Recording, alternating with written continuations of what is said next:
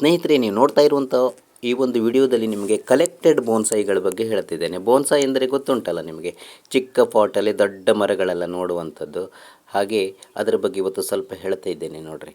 ಇಲ್ಲೊಂದು ಪಾಳು ಬಿದ್ದ ಮನೆ ಉಂಟು ಕ್ವಾರ್ಟರ್ಸಲ್ಲಿ, ಅಲ್ಲಿ ಯಾವ ಥರ ಗಿಡ ಬೆಳೆದಿದೆ ನೋಡಿರಿ. ಇದು ಹಕ್ಕಿಯ ಆಹಾರ ತಿಂದು ಹಿಪ್ಪಿಯ ಮೂಲಕ ಬೆಳೆದಂಥ ಗಿಡಗಳು.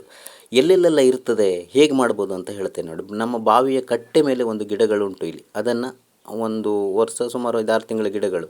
ಇದನ್ನು ತಂದು ನಾವು ನಾಜೂಕಾಗಿ ಕಿತ್ತು ಪಾಟಲ್ಲಿ ಇಡ್ಬೋದು. ಪಾಟಲ್ಲಿಟ್ಟು ಅದಕ್ಕೆ ಬೇಕಾದಂಥ ಆಹಾರಗಳನ್ನೆಲ್ಲ ಹಾಕಿ ಆದಷ್ಟು ಬೇಗ ದೊಡ್ಡ ಮರ ಆಗುವಂಥದ್ದನ್ನು ಬೇಗ ಮಾಡ್ಬೋದು ನಾವು.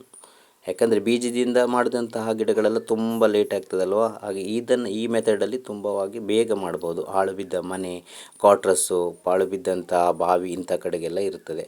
ಅದು ಉಂಟಲ್ಲ ನಮ್ಮಲ್ಲಿ ಆಲ, ಅಶ್ವತ್ಥ, ಔದಂಬರ ಇವೆಲ್ಲವನ್ನು ಗಿಡಗಳನ್ನು ಚೆಂದಾಗಿ ನಾವು ಬೋನ್ಸಾಯಿ ರೀತಿಯಲ್ಲಿ ಬೆಳೆಸ್ಬೋದು. ಇದೆ ನೋಡಿ, ಇಲ್ಲೊಂದು ಹಾಳು ಬಿದ್ದ ಬಾವಿ ಉಂಟು, ಮನೆ ಉಂಟು. ನೋಡಿದರೆ ಯಾವ ಥರ ಆಗಿದೆ, ಯಾವ ಥರ ಬೆಳೆದಿದೆ ನೋಡಿರಿ. ಹಾಗೆ ಇದು ಕಲೆಕ್ಟೆಡ್ ಬೋನ್ಸಾಯಿ ಅಂತ ಹೇಳ್ತಾರೆ.